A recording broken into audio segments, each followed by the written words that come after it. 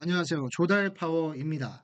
공공조달관리사 시험은요, 필기, 객관식과 실기, 필답형으로 구분되어 있습니다.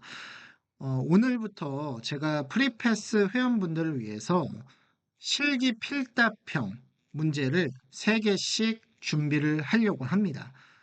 이 공공조달관리사 시험은 물품, 용역, 공사에 대해서 골고루 이제 문제가 나올 것이고요. 당연히 실기, 필답형 문제에도 물품, 공사, 용역해서 골고루 이제 문제가 이제 나오겠죠. 자, 제가 이제 물품 한 문제, 용역 한 문제, 그리고 공사 한 문제 이렇게 해서 꾸준하게 좀 업로드를 해드릴 테니까요. 이 문제들을 통해서 우리가 시험장에서 당황하지 않고, 아, 이거 내가 카페에서 본 적 있었다.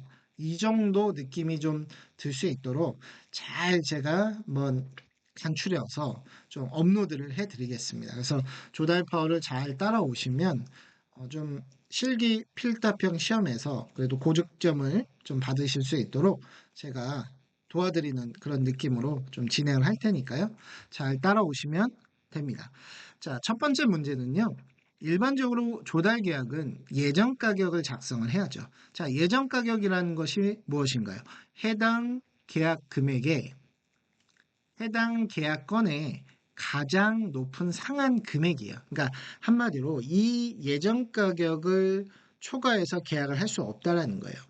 그 어떤 공고가 나왔고 그 공고건으로 낙찰이 됐으면 그 낙찰자는 예정 가격을 초과해서는 계약을 할 수가 없다. 이렇게 이해를 하시면 돼요. 그런데 그 예정 가격을 작성하지 않아도 되는 경우가 있어요.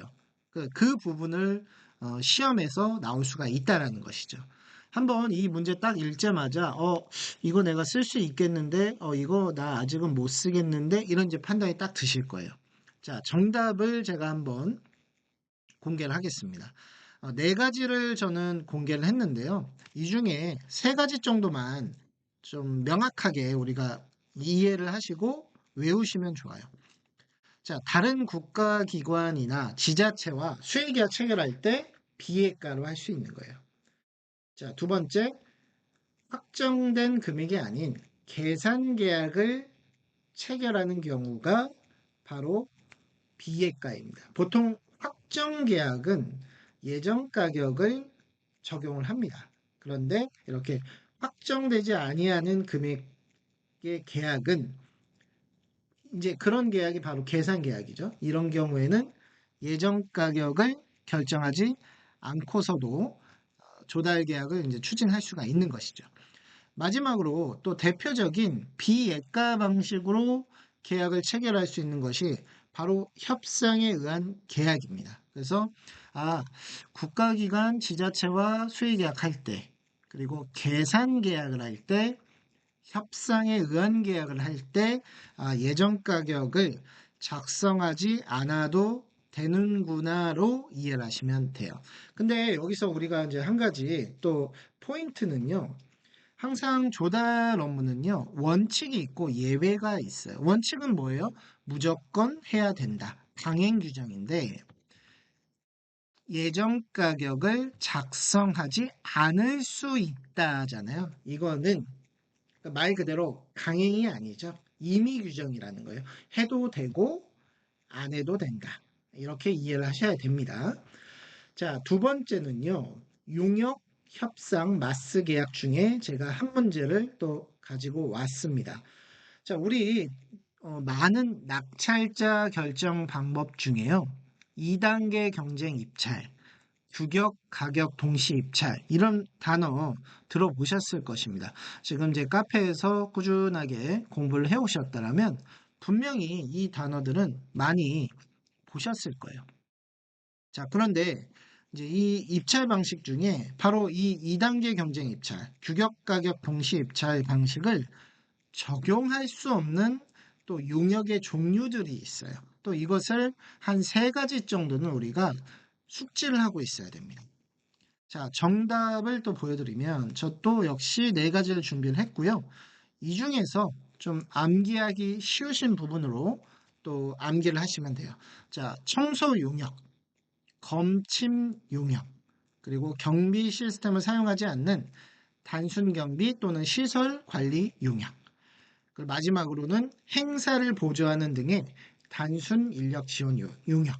그러니까 이런 부분들은 좀 단순한 업무이기 때문에 굳이 좀 복잡성을 필요로 하는 이런 2단계 경쟁 또는 규격 가격 동시 입찰을 굳이 적용하지 않는다라고 이해를 하시면 돼요.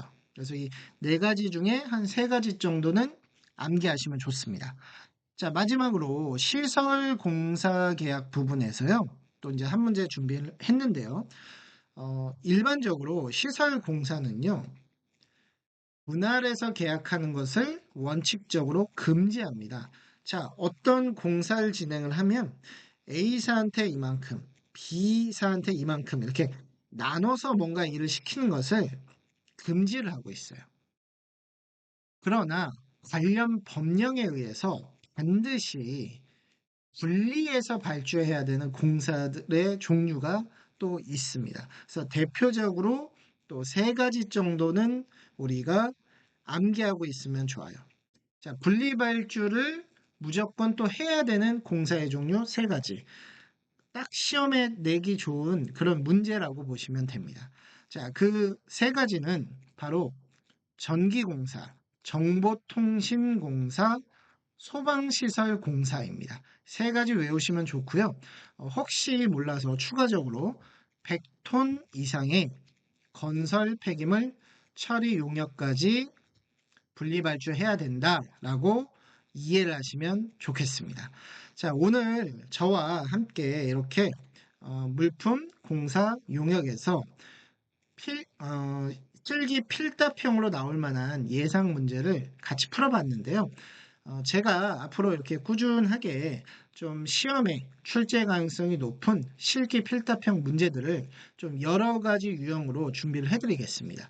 그러니까 뭐 단답형이라든지 빈칸 채우기 또는 나열형 또는 약수령 정도로 제가 이렇게 한 네 가지 유형으로 꾸준하게 업로드를 해드릴 테니까 이 부분 잘 참고하셔서 우리가 실기 필답형에서 고득점을 맞을 수 있는 길로 같이 나아가시면 좋겠습니다.